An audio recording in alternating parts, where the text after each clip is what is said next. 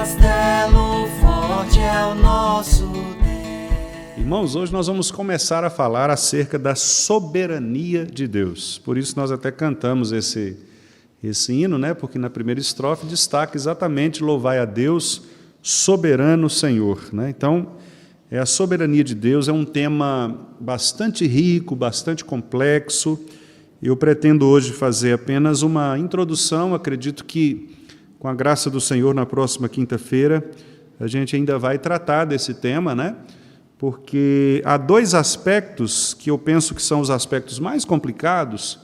Não que sejam complicados, não, mas eles merecem um tempo maior de análise, de exposição, que são a questão da responsabilidade humana ligada à soberania de Deus. A pergunta é, se Deus é soberano, como que nós, então, podemos entender as nossas ações, né?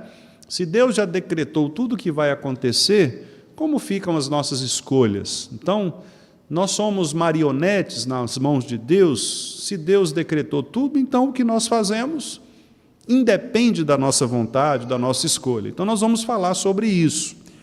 Acredito que na próxima quinta, né? E também em relação à oração. Se Deus já decretou, se Deus já sabe, para que orar? A oração, então, seria algo inútil, né, para a vida do cristão, porque a nossa oração não mudaria os planos de Deus, porque Deus é soberano naquilo que Ele decretou. Então, Deus decretou que algo aconteceria hoje. Então, não adianta nós orarmos pedindo o contrário, porque aquilo que Deus decretou vai acontecer. Então, a questão é, por que orar e até que ponto nós somos responsáveis pelas nossas ações, né? Então, esses dois problemas, eles são muito comuns dentro desse assunto da soberania de Deus. Hoje eu vou fazer, então, uma introdução acerca da soberania, tratando aqui com os irmãos do conceito, mostrando textos bíblicos que tratam dessa soberania, até que ponto e onde Deus é de fato soberano, né, em quais áreas a Bíblia apresenta esta soberania de Deus. E aí nós vamos deixar para a próxima quinta-feira, porque não daria tempo de nós esgotarmos com a suficiência necessária, né, esses assuntos, porque realmente eles são mais complexos e exigem um pouco mais de tempo para a gente explicar, ok? Eu gostaria que, inicialmente, então, nós abríssemos no livro do profeta Isaías, capítulo 43. Nós vamos ler alguns versículos deste texto, em que o profeta ele apresenta aqui exatamente este aspecto do poder infinito de Deus, da soberania divina, do Deus que é soberano Senhor e soberano Salvador.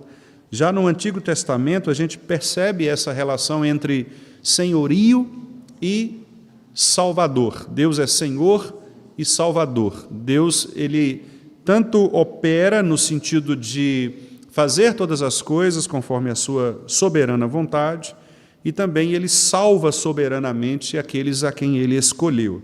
Os profetas já apontavam esta relação entre o servo que é Senhor e também o servo que é sofredor, na pessoa de Jesus Cristo. Isaías talvez seja, juntamente com Daniel, os grandes profetas, né, que tratam deste tema de uma maneira bastante evidente e com relacionamento muito direto no Novo Testamento. Isaías 43. Nós vamos ler alguns versículos. Vamos ler inicialmente os versículos 10 a 13, e depois nós vamos ler os versículos 15, nós vamos começar com o versículo 3, depois 10 a 13 e depois o versículo 15, ok? Então vamos ler juntos o versículo 3. Porque eu sou o Senhor teu Deus, o Santo de Israel, o teu Salvador. Dei o Egito por teu resgate, e a Etiópia e Sebá por ti. Agora 10 a 13. Vós sois as minhas testemunhas, diz o Senhor, o meu servo a quem escolhi, para que o sabais e me creiais e entendais que sou eu mesmo, e que antes de mim Deus nenhum se formou, e depois de mim nenhum haverá. Eu sou o Senhor. e fora de mim não há Salvador. Eu anunciei salvação, realizei-a e a fiz ouvir. Deus estranho não houve entre vós, pois vós sois as minhas testemunhas, diz o Senhor. Eu sou Deus.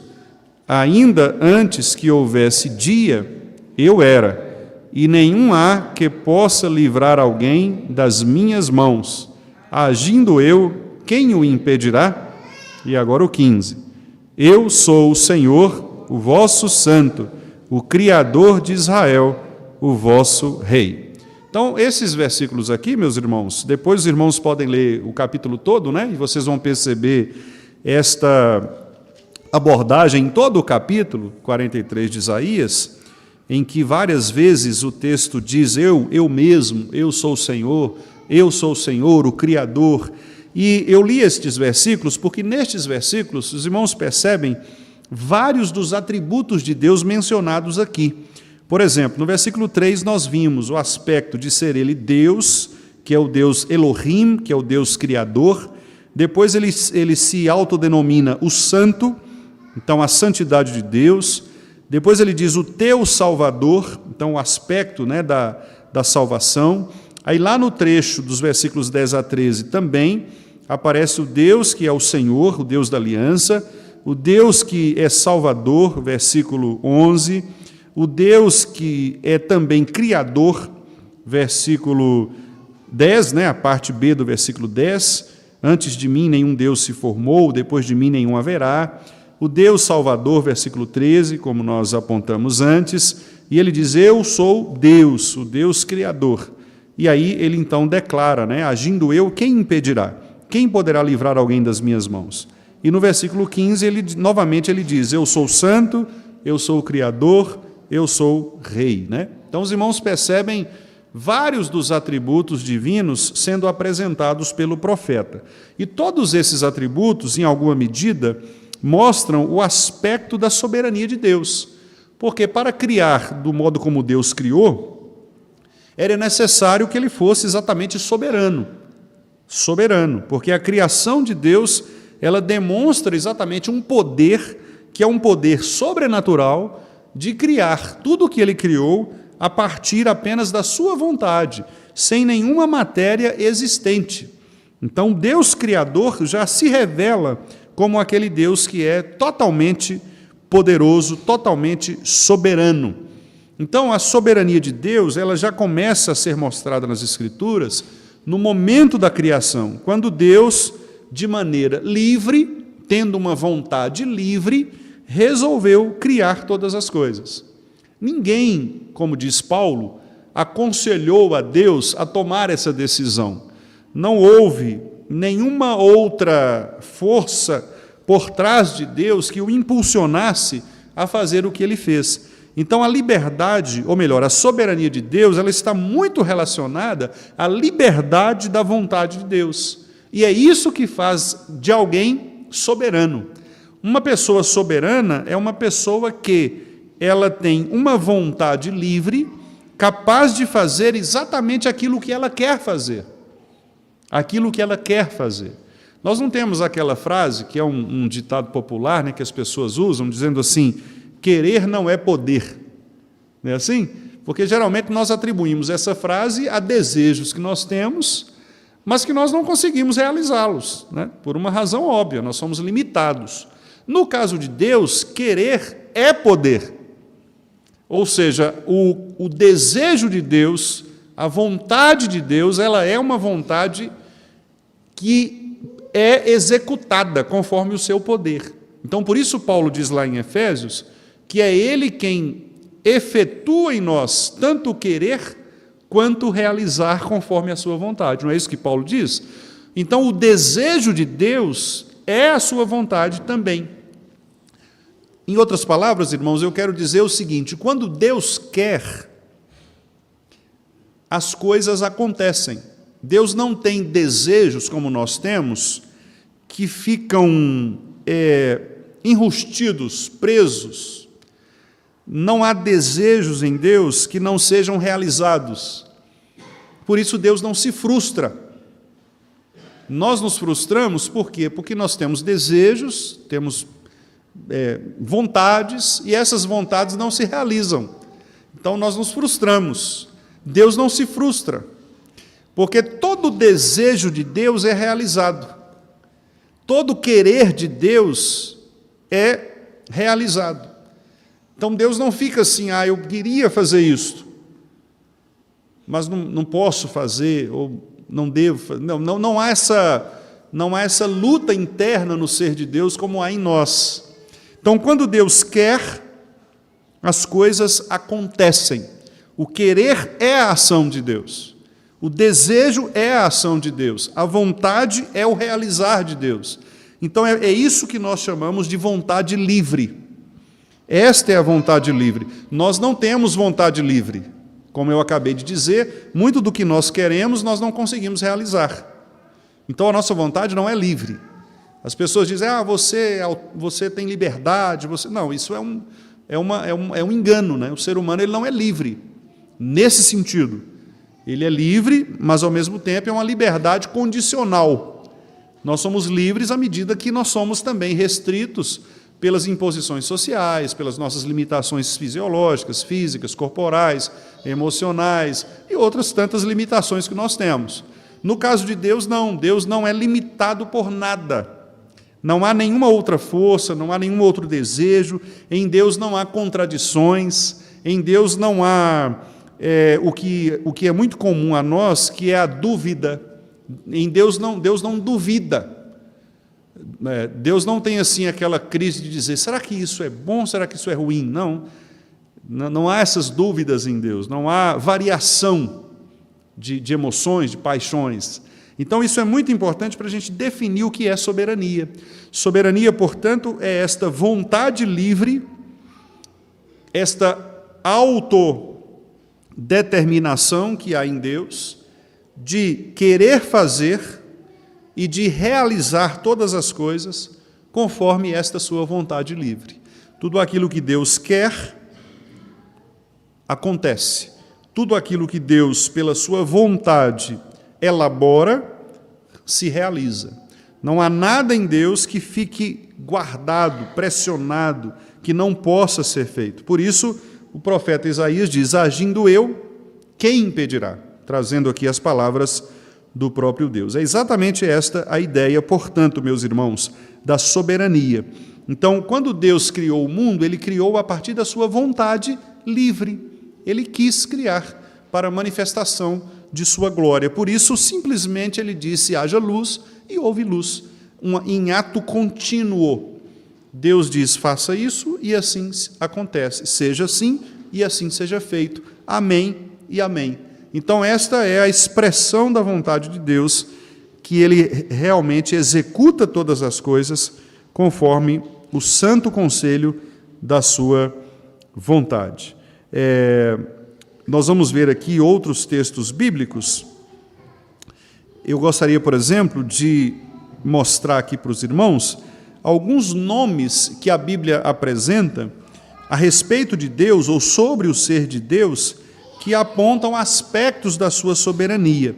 Por exemplo, no próprio nome Yahvé, que é o nome próprio de Deus, é o nome Eu Sou, né? Esse nome ele traduz exatamente, como eu já disse para os irmãos lá no início, esta ideia de que Deus ele é perfeito em todos os seus atributos. Ou seja, em Deus não há carências. Então, este é um aspecto também de sua soberania. Deus ele é completo em si mesmo, Ele é perfeito em si mesmo, portanto, é uma soberania absoluta, que não é meramente, meus irmãos, um poder supremo, um poder superior, mas é a virtude que há em Deus de ser Ele mesmo. Ou, o que é isso, né? Deus é completo nele, como eu já tenho insistido aqui com os irmãos. Então, a soberania não é mais uma qualidade de Deus, é o que Deus é a sua autossuficiência, a sua autoexistência, é o fato de Ele ser completo, perfeito em tudo aquilo que Ele faz. Então, agora eu vou citar alguns nomes próprios, alguns apenas, para que a gente possa perceber como a Bíblia, então, traduz, né, estas virtudes, esses atributos divinos que apontam para o governo de Deus soberano sobre a sua criação. Primeiro, exatamente no aspecto criacional, né? O primeiro nome que aparece na Bíblia a respeito de Deus é exatamente o nome que está em Gênesis 1:1. No princípio, criou Deus. O nome Deus que aparece ali, meus irmãos, é o nome Elohim. Elohim. Esse nome no hebraico, ele era usado para vários deuses, não apenas para o Deus de Israel, mas ele implicava qualquer Deus, um Deus. E ali aquele Deus que aparece não necessariamente é o Deus da aliança, que é o Yahvé, que depois vai ser nomeado lá em Êxodo, quando Deus diz para Moisés: diga para Faraó que eu sou, ou seja, Yahvé, o Deus da aliança. Esse Deus aqui, o Elohim, é o Deus que traz exatamente esse caráter de um poderoso soberano que cria todas as coisas, que faz todas as coisas, que controla todas as coisas com uma simples palavra. É o Deus que executa, é o Deus de poder, é aquele que consegue, de fato, fazer com que a sua vontade ela seja manifestada na prática, com coisas objetivas, com coisas criadas. Então, há alguns textos bíblicos, além deste de Gênesis, né, que também apresenta ou o mesmo nome, Elohim, ou outra variação, como Eloá, por exemplo, que, aliás, é até um nome colocado em pessoas, né? Geralmente há meninas que se chamam Eloá, que é exatamente uma variação de Elohim, né? A palavra Eloá significaria, é o plural de Elohim. Então, é como se nós estivéssemos chamando aquela pessoa de deusa, né? Uma deusa, se fosse uma tradução literal do hebraico. Mas eu vou citar aqui dois textos. Vamos ver, por exemplo, Neemias. Neemias, no capítulo 9, versículo 17.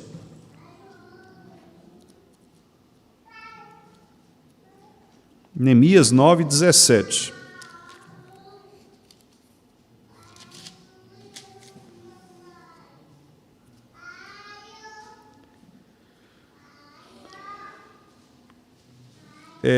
A ênfase aqui vai ser na parte final do versículo. Nós podemos ler o 17 e o 18. Aqui Neemias está falando do povo de Israel que se endureceu em relação aos pecados, não deram ouvidos aos mandamentos do Senhor, né? Aí o 17 e o 18. Vamos ler? Neemias 9, 17 e 18. Recusaram ouvir-te e não se lembraram das tuas maravilhas que lhes fizeste. Endureceram a sua cerviz e na sua rebelião levantaram um chefe, com o propósito de voltarem para a sua servidão no Egito. Porém tu, ó Deus, perdoador, clemente e misericordioso, tardio em irar-te e grande em bondade, tu não os desamparaste, ainda mesmo quando fizeram para si um bezerro de fundição e disseram: este é o teu Deus, que te tirou do Egito, e cometeram grandes blasfêmias. Estão percebendo? Então, esses dois termos, essas duas palavras Deus, que aparecem aí, tanto no 17 quanto no 18, é a mesma palavra, é o Eloá, é o Deus, que é, no caso, o plural do Elohim. Mas veja como que o texto bíblico faz essa comparação de maneira interessante. Quando o povo criou o bezerro, lá no Egito, o povo chamou aquele bezerro de Elohim. Aquele bezerro foi o chamado Deus para aquele povo. Mas aí, o que o texto está dizendo? O texto está dizendo que, na verdade, o Elohim verdadeiro é o Deus perdoador, clemente, misericordioso, tardio em irar-se, grande em bondade, e que não desampara o seu povo. Então, o Elohim de verdade, ou seja, o Deus que é o Deus verdadeiro, é o Deus de Israel.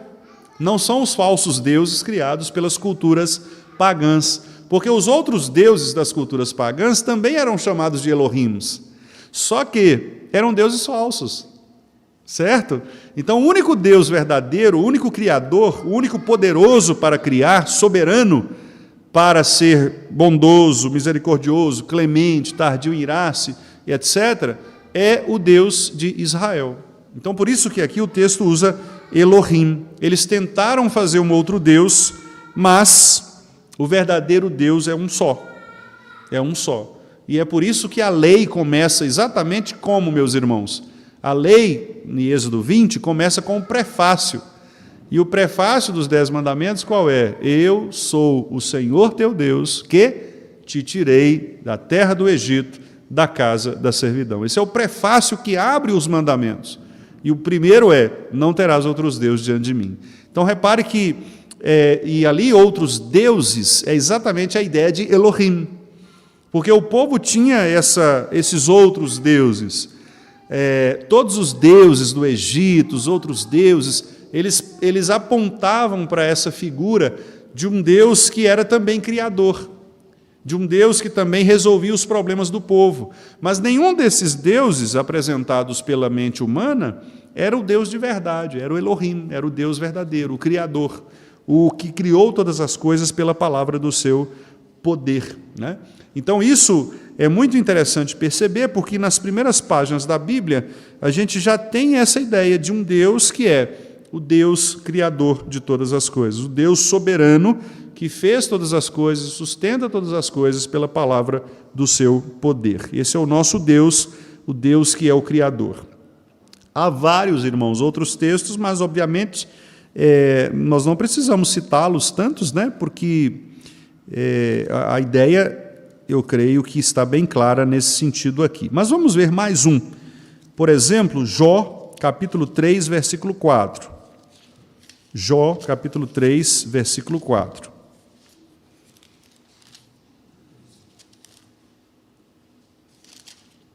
Jó 3, 4.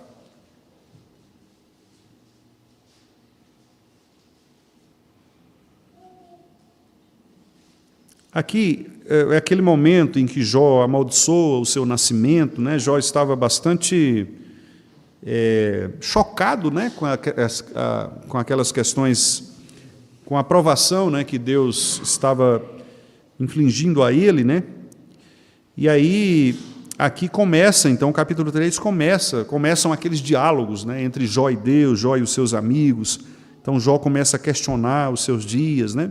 Então, aqui ele usa também a mesma expressão que é Deus, aqui no plural, né? O Eloá, que é exatamente o Deus lá criador. Vamos ver o versículo 4, Jó 3, 4. Converta-se aquele dia em trevas, e Deus, lá de cima, não tenha cuidado dele, nem resplandeça sobre ele a luz.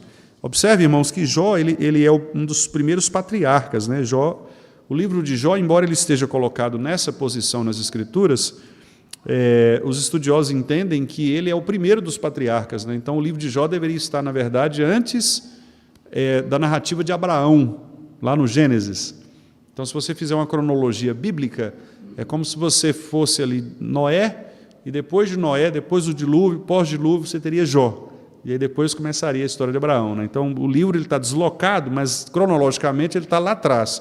E isso é importante exatamente pelo fato de que, veja, a ideia que Jó tem aqui de Deus é o Deus lá de cima.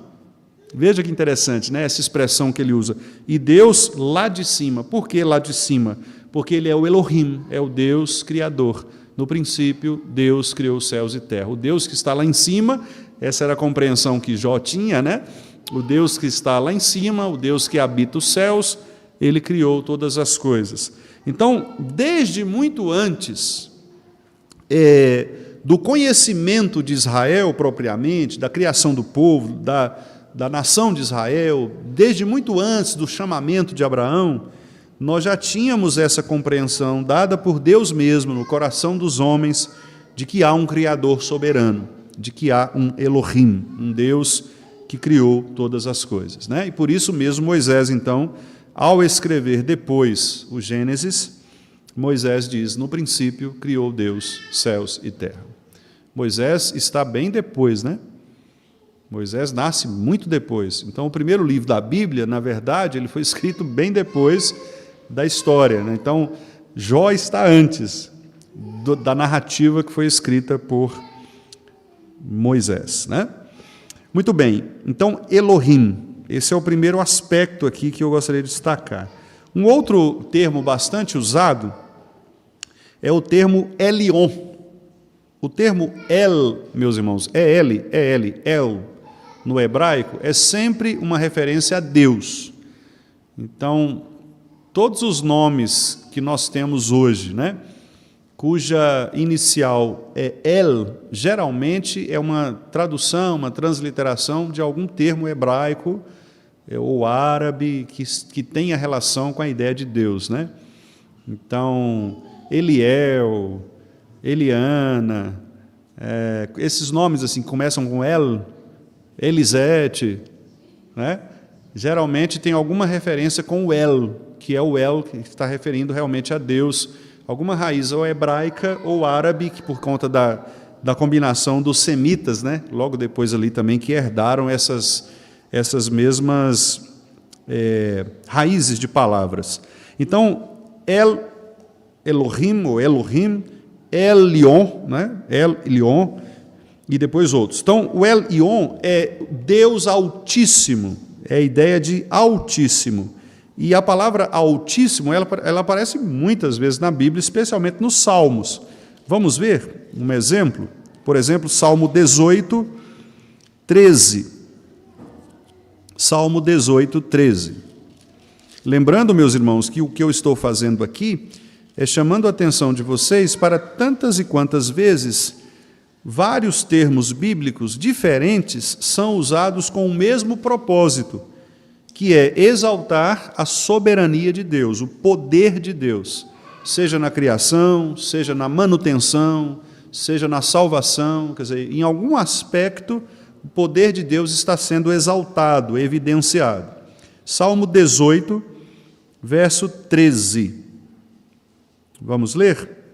Trovejou então o Senhor nos céus, o Altíssimo levantou a voz, e houve granizo e brasas de fogo. Então veja, ao mesmo tempo em que o salmista utiliza Senhor, que é o eu sou, é o Yahvé, ele logo depois utiliza Elion, que é o Altíssimo, fazendo a mesma aplicação, então, ou associando o título de aquele que é o Deus da aliança, ele é também o Deus que detém a soberania sobre o mundo, sobre a criação. É um título de soberania, de supremacia, é um título de governo. Então, o Altíssimo era muito utilizado exatamente para aqueles que eram reis, né? Que era a majestade, que é exatamente aquele que reina, aquele que governa. Então, essa é a ideia. O Altíssimo é o que governa, é o grande rei que está sobre nós. E este governo de Deus, este reinado de Deus sobre o seu povo, né, sobre o mundo, implica exatamente também a manutenção de Deus governando as nações. Por isso o profeta Isaías diz que ele considera as nações como um pingo que cai de um balde, né? São como nada, as pessoas são como gafanhotos, né? Então o profeta Isaías faz essas comparações, essas metáforas, para mostrar que Deus está num outro lugar. A ideia de altos céus, de altíssimo, aquele que não se mistura com a fragilidade do ser humano, aquele que está muito acima de uma vida passageira, fugaz, limitada do ser humano. Então há uma diferença proposital entre nós e Deus. Deus não se mistura com a sua criatura, no sentido de que Deus ele não é como nós somos, e nem nós somos como Deus. Isaías diz que os nossos pensamentos são muito diferentes dos pensamentos de Deus, porque os pensamentos de Deus são mais altos, porque Ele é o Altíssimo, Ele está acima, Ele está assentado nos céus. Os céus são estrado dos seus pés, diz o salmista. Então, o céu que nós contemplamos, a criação, são o estrado dos pés do Senhor. Então Deus é como se Ele pisasse sobre a terra, Ele caminhasse sobre a criação, porque Ele está acima da criação. Essa palavra é uma palavra não muito conhecida no nosso meio, né? Mas teologicamente, filosoficamente, é o que nós chamamos de transcendência. A transcendência é o Deus que não se mistura com a sua criação.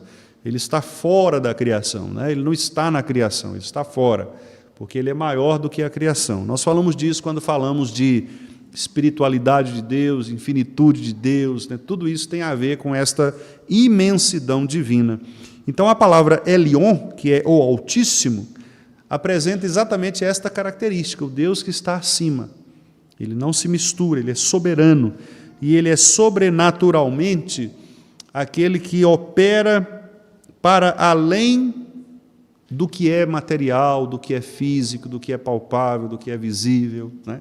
Porque ele é Deus, ele opera num outro nível de excelência, de perfeição, de inteligência, de sabedoria, né? Porque ele é o Altíssimo. Por isso, repito, né? Isaías disse, os nossos pensamentos não se comparam aos pensamentos de Deus. Vamos ver mais dois textos em relação a esta palavra. Ainda nos Salmos, vamos ver, por exemplo, Salmo 97, 9. Salmo 97, 9.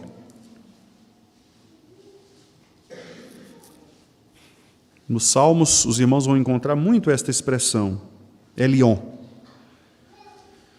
Como, por exemplo, aí no versículo 9 do Salmo 97. Vamos ler? Pois tu, Senhor, és o Altíssimo sobre toda a terra, tu és sobremodo elevado acima de todos os deuses. Né? Então, novamente, aí a expressão que aparece é El Elyon, o Altíssimo.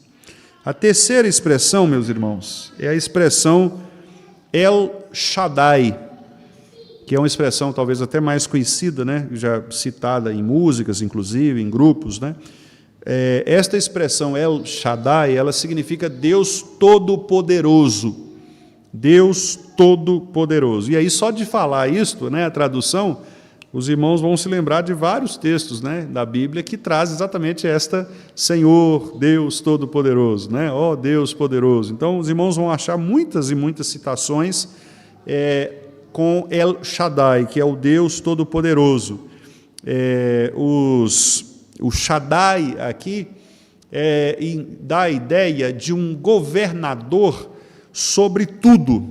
Ele é tão grande em poder que ele governa majestosamente sobre tudo. Esta é a ideia. Então, Deus está cercado de majestade.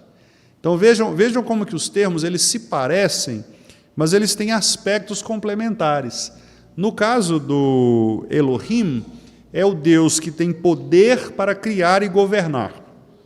No caso do Elion, é o Deus que criou, que governa e que está acima da criação. Ele olha de cima. O Deus El Shaddai é o Deus todo majestoso.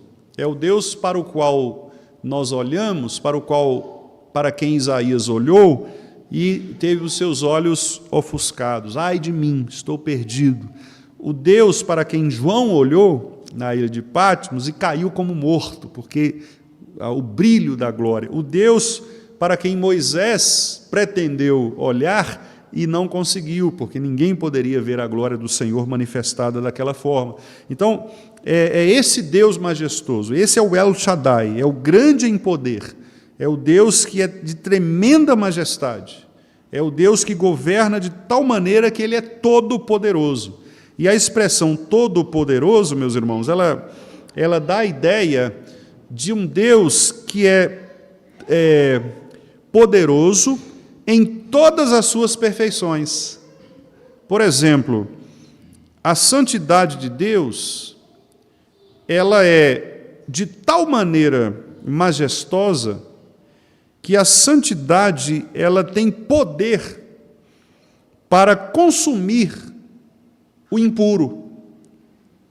Lembram quando o povo quis achegar-se perto lá do monte, e Deus falou para Moisés, olha, faça uma linha, né, imaginária ali, trace um limite para que o povo não se aproxime, porque se ele se aproximar, ele vai sofrer com a impiedade, né? A santidade de Deus é isso. A santidade de Deus, por si só, ela é poderosa para queimar, para exterminar a impiedade. Do mesmo modo, a graça de Deus é poderosa para salvar todos aqueles que foram trazidos pelo Pai. Então, assim, não há ninguém que possa resistir à graça de Deus, exatamente porque a graça é poderosa. Entende? Por isso que nós, calvinistas, reformados, nós não conseguimos entender, conseguimos, mas não conseguimos dar razão aos arminianos, quando eles afirmam, por exemplo, que a salvação ela depende de uma escolha da pessoa.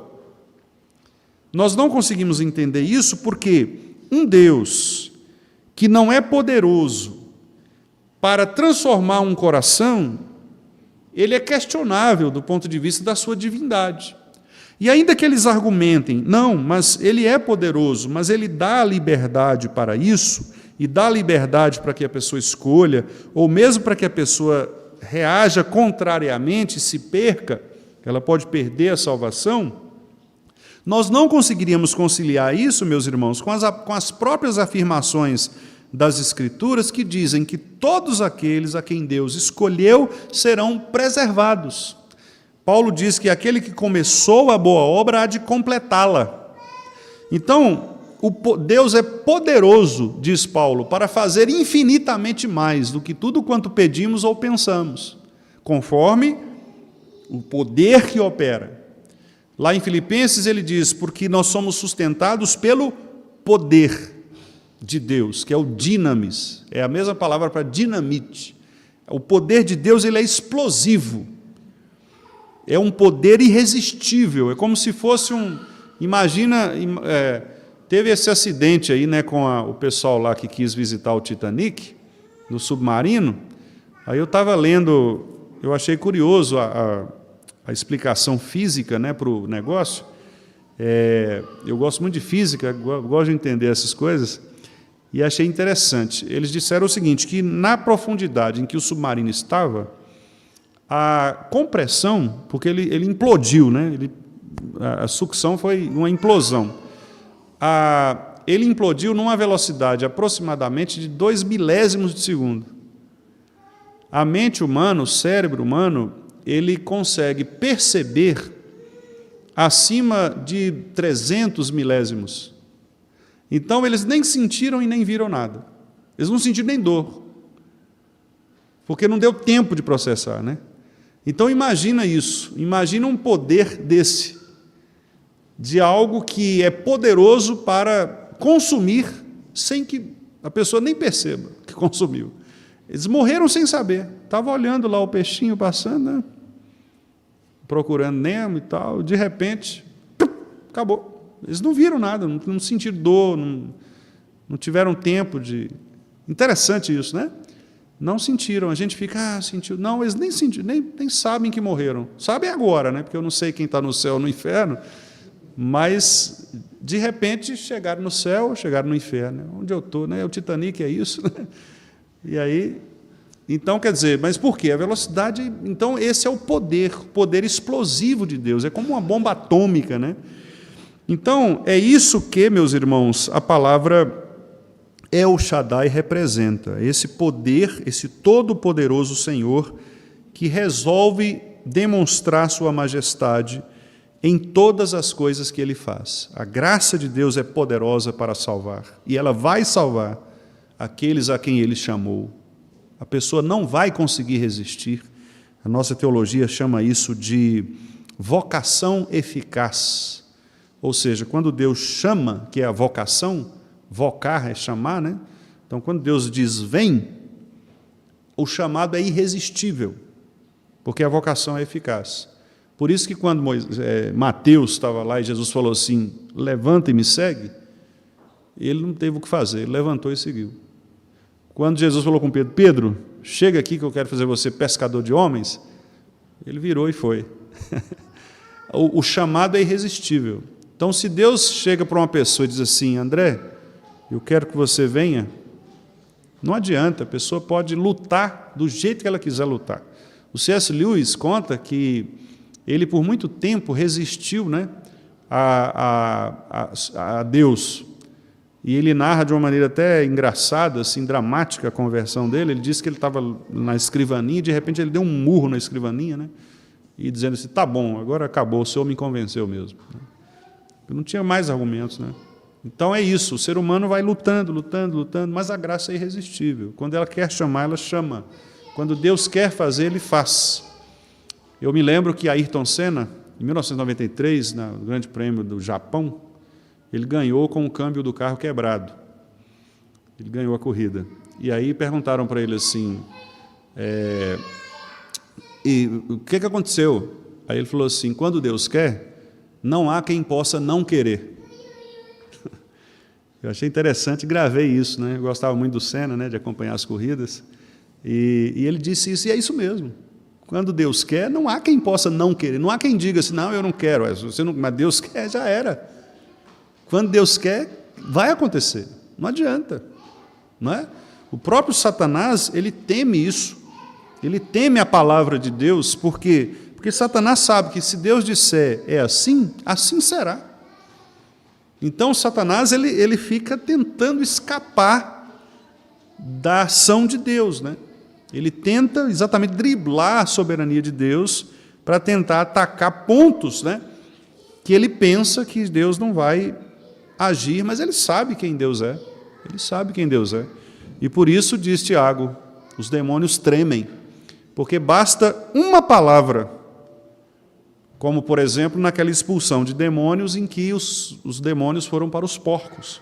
Bastou uma palavra e o demônio implorou.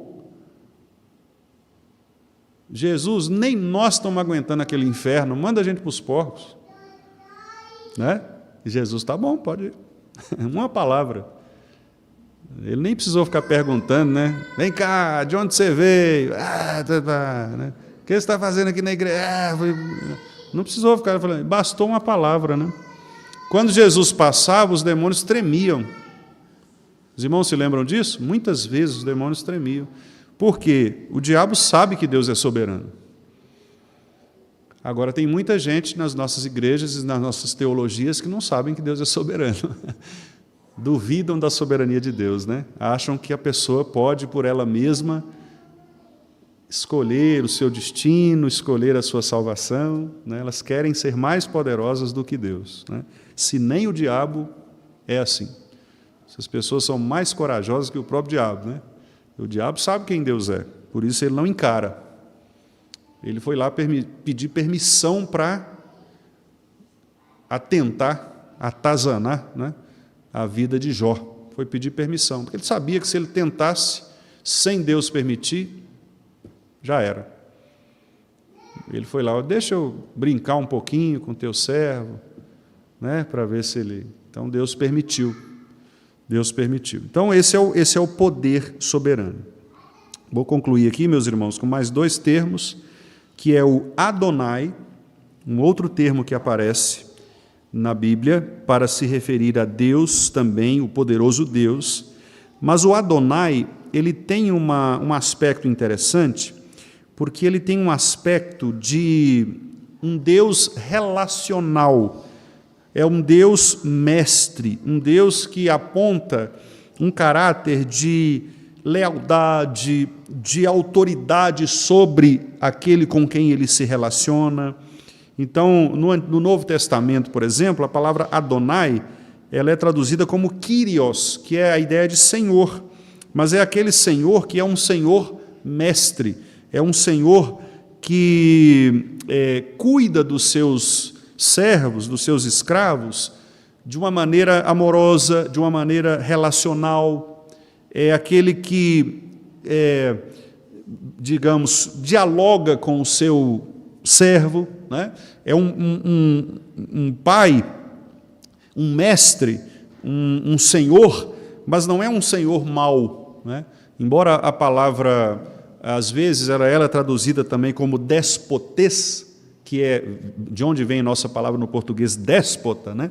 Que acabou traduzindo uma ideia negativa, né? Porque o déspota hoje é uma ideia negativa, né? O despotismo foi aquela ideia tirânica de pessoas que governavam com mão de ferro, com uma autoridade, com autoritarismo, né? Mas não é essa a ideia. No Novo Testamento, essa palavra despotes, ou Kyrios, tem muito a ver com essa ideia do Senhor, do Deus que é um Deus que governa, que é um Deus que é mestre, que é um Deus que está acima dos seus escravos, né? E ele é um Deus que se relaciona, um Deus de lealdade, um Deus de paternidade, um Deus exaltado acima dos homens, mas ao mesmo tempo ele se inclina para ver o que se passa conosco, né? Então essa é a ideia de um Deus um Deus mais paternal, digamos assim, né? Não que os outros não sejam, mas o Elohim é o Criador, o Elion é o Altíssimo, que está fora da criação, o El Shaddai é o Todo-Poderoso em majestade. Então esse Deus que cria, que está acima e que é majestoso, ele agora se torna o Adonai, o Deus paternal, o Deus que diz, vem cá, eu quero conversar com você, o Deus que demonstra lealdade. Então esse é um outro aspecto que também aponta para essa soberania de escolha, porque para fazer isto, ou para regular o seu poder, é necessário soberania. Nesses filmes de super-herói, né, dá para a gente ilustrar isso. Geralmente, quando um super-herói tem um poder assim, como o Superman, por exemplo, um poder extraordinário, né, ele precisa regular o poder, ele precisa controlar o poder, né? Quem gosta aí dos X-Men, né, se lembra aí, por exemplo, da Jean, né, que tem aquele poder de Professor Xavier, que é até meu parente, né, Professor Xavier. Então, ele tem o que tem? Ele tem que usar um capacete, né? Tem que ter uma coisa especial, porque senão é perigoso ele destruir as coisas. Quem tem esse poder que é gigantesco, ele precisa controlar. E o soberano, a soberania está exatamente nisso, na regulação do seu poder. Em outras palavras, para que Deus não olhe para nós e nos mate, ele precisa regular o seu poder. Aí é onde entra o Adonai. Por isso que o profeta diz lá, as tuas misericórdias, elas se renovam a cada manhã. E elas são a causa de nós não sermos consumidos. Por quê? Porque se Deus não tiver um controle desse seu poder, ele nos extermina por conta da ira dos nossos pecados. Mas esse poder regulatório, quem é? Cristo. Cristo é o poder regulatório. Por quê? Porque Cristo ele agora se tornou definitivamente o sacrifício que foi apresentado em nosso favor. No Antigo Testamento, irmãos, olha que interessante, o sacerdote ia lá uma vez por ano e fazia aquele sacrifício. Aí, hipoteticamente, é como se aquele sacrifício ele tivesse prazo de validade. Então, fazia o sacrifício, Deus se acalmava na sua ira. Mas aí o povo continuava pecando, piorava, tal, e a ira de Deus ia aquecendo, a temperatura ia subindo. Vai explodir, vai explodir. O sacerdote ia lá e derramava o sangue. Aí, certo? Então, hipoteticamente, claro que eu estou ilustrando aqui, né, de uma maneira lúdica. Em Cristo, não. Em Cristo, esse termostato aí, essa temperatura, ela já foi definitivamente regulada. Não há mais risco de Deus subir a temperatura da sua ira em Cristo. Fora de Cristo, aí é outra história, porque a impiedade ela vai receber no juízo final a descarga completa da ira de Deus, os ímpios, naquele dia. Ainda que hoje Deus regule o seu poder por causa da igreja, vocês sabiam que Deus só não pune o ímpio hoje por nossa causa? Lembra da oração de Abraão em relação a Ló? Senhor, se tiverem 50 pessoas, tá bom, vou cuidar delas. Se tiverem 10, entendeu? É aquilo ali. Deus ele só não pesa a mão ainda mais contra o mundo que jaz no maligno por causa da igreja. Por isso, irmãos, essa é uma outra razão pela qual nós devemos pregar o Evangelho com alegria. Porque quanto mais Evangelho tem, maior o tempo em que Deus reduz a sua ira contra os ímpios. Então, uma sociedade evangelizada, uma sociedade mais cristã, é uma sociedade que sofre menos o peso da ira de Deus. Quanto mais secularizada é uma sociedade, uma cultura, maior o peso de Deus contra ela.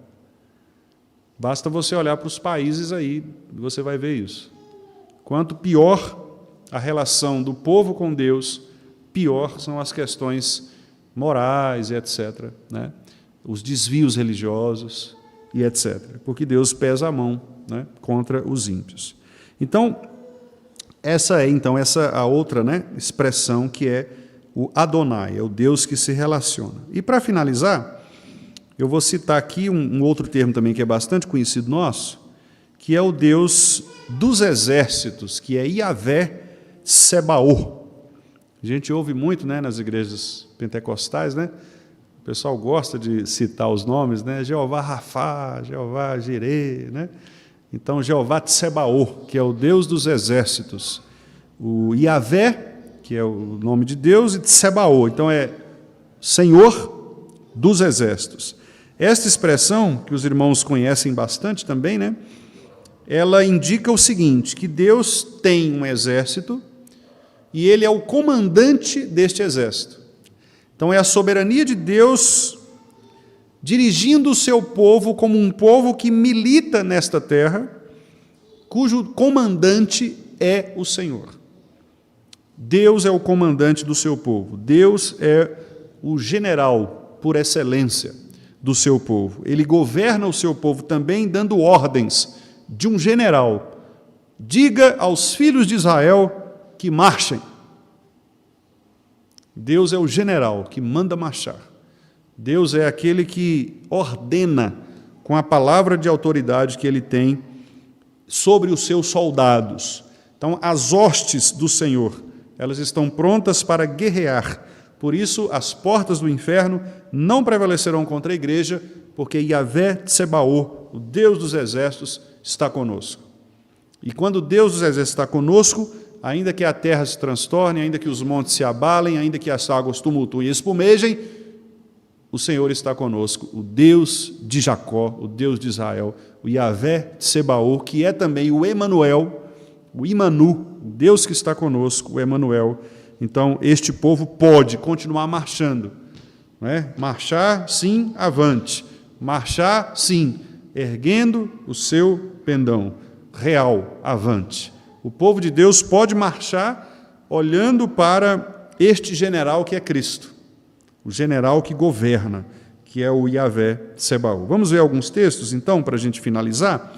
Vamos pegar, por exemplo, aqui as hostes do Senhor. Vamos ver Êxodo 12, 41. Êxodo 12, 41.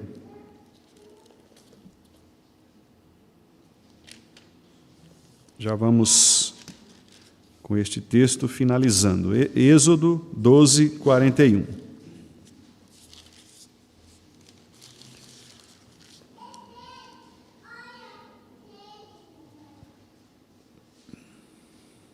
Vamos ler?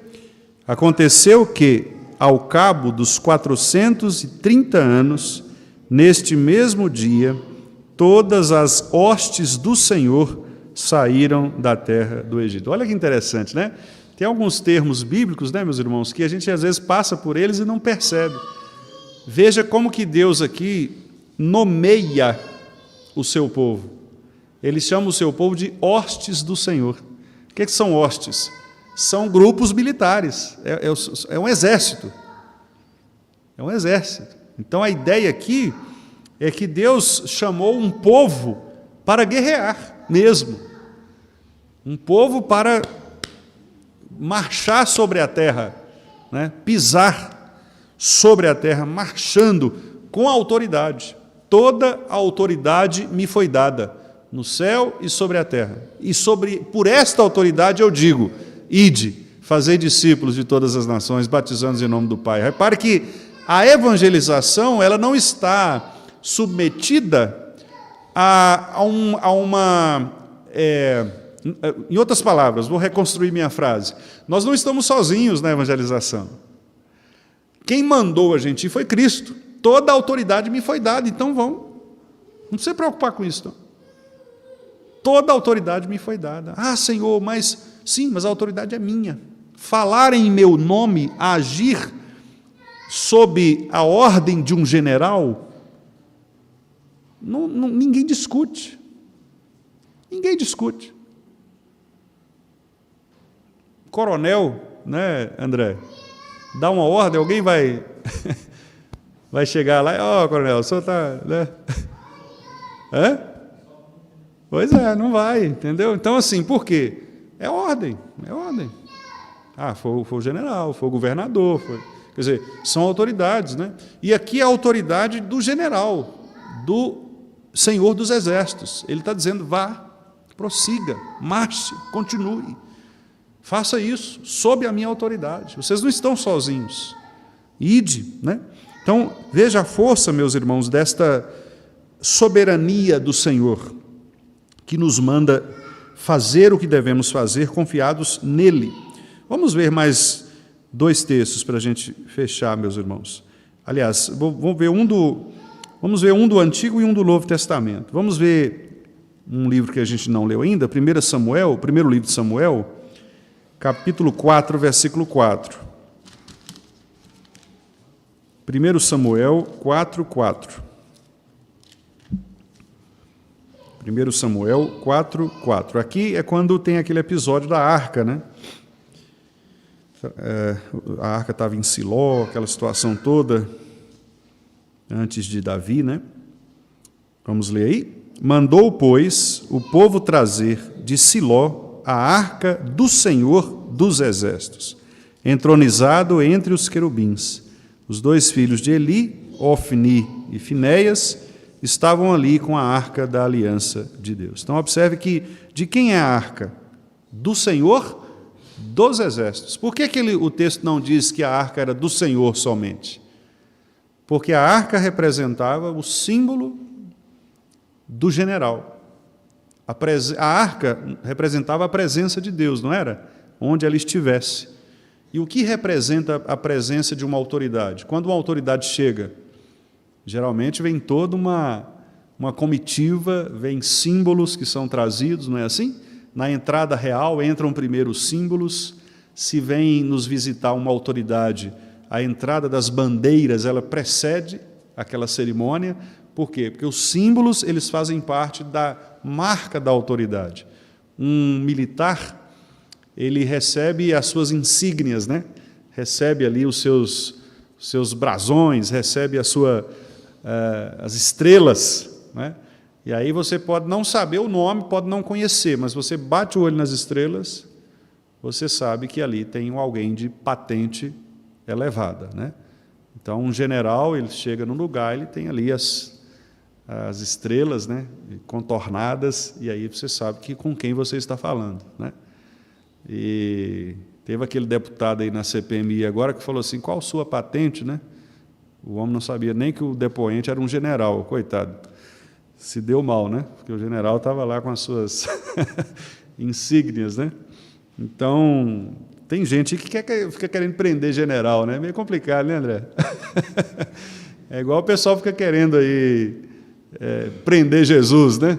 Não, o senhor vai fazer só o que eu ordeno que o senhor faça isso. Vamos orar. Deus, nós ordenamos. Olha só que pretensão, né? Como ordenar um general? É difícil. Então, se nem no mundo humano nós fazemos isso, quanto mais no que se refere ao Senhor dos Exércitos. E para finalizar, irmãos, agora sim, vamos lá no Novo Testamento, em Romanos, capítulo 9, versículo 29. Romanos 9, 29. Aqui é uma citação do profeta Isaías, né? É do Antigo Testamento, mas Paulo traz aqui para a sua carta no Novo Testamento. Então, nós entendemos que Paulo, ele autentica, né? Ele traz aqui como fundamentação para seu argumento um texto que ele agora aplica à pessoa de Cristo, à nova aliança. Vamos ler então? Romanos 9, 29. Como Isaías já disse, se o Senhor dos Exércitos não nos tivesse deixado descendência, ter-nos-íamos tornado como Sodoma e semelhantes a Gomorra. Então, mais uma vez, aqui Paulo utiliza Isaías e ele aplica a ideia da salvação, porque Romanos 9 e 10 tem a ver com a salvação, a soberania de Deus na salvação. E aí Paulo diz que essa soberania de Deus na salvação, ela é uma soberania do Senhor dos Exércitos, do Yahvé Tsebaô. Ou, em outras palavras, é a soberania daquele Deus que diz, Assim deve ser. E assim as coisas são, porque o Deus que é o grande governador de todas as coisas, aquele que a tudo governa, foi quem ordenou. Então Deus governa forças do céu e da terra, Deus governa as suas criaturas, Deus governa as intenções dos homens, Deus é soberano sobre todas as coisas. Eu quero, para finalizar, citar aqui o resumo que o pastor Joel Bick faz em relação a esses textos que nós citamos. Ele diz assim, olha, em resumo, os nomes de Deus destacam proeminentemente sua soberania. Ele é o Deus de poder criador e controlador, Elohim, de supremacia absoluta, Elion, de força majestosa suficiente para manter sua palavra, Shaddai, supremacia e maestria, Adonai, com vastos exércitos sobre seu comando, Yahvé Sebaô. Esses títulos ensinam temor do Senhor. Esse é o Deus que inspira terrível temor em seus inimigos e reverente esperança em seus servos. Não é surpresa ler nas Escrituras que Deus é Rei eterno, Rei da glória, grande Rei de toda a terra, porque Deus é bendito e único soberano, Rei dos reis e Senhor dos senhores. Amém, meus irmãos. Que nós possamos crer nessa soberania divina, nos detalhes de nossa vida, né? Porque uma coisa é falarmos sobre a soberania, outra coisa é crermos na soberania quando as coisas não vão tão bem quanto a gente acha que deveriam ir, né? E aí nós devemos crer nisso. Eu queria, para finalizar, indicar para os irmãos, para quem quiser, quem tiver curiosidade, há um livro muito bom, antigo, publicado pela editora Fiel. Eu não sei se eles reeditaram, eu acredito que sim. Esse que eu tenho aqui, a edição é de 2002, eu usei no seminário, está todo marcadinho, inclusive, que é este livro aqui, Deus é Soberano, do Arthur W. Pink. Deus é Soberano, é excelente esse livro. Na próxima quinta-feira eu vou citar alguns tópicos dele, porque nesse livro ele fala sobre a soberania de Deus em vários aspectos, na criação, na salvação, na vontade humana, na nossa atitude, e aí trata daqueles dois aspectos que eu disse, né? Na responsabilidade humana e na oração. Então eu vou utilizá-lo, inclusive, na próxima semana, e eu queria indicar os irmãos que tiverem interesse, né? Que gostarem desse tema e quiserem ler mais sobre isso, fica aí a indicação, Deus é Soberano, Arthur W. Pink.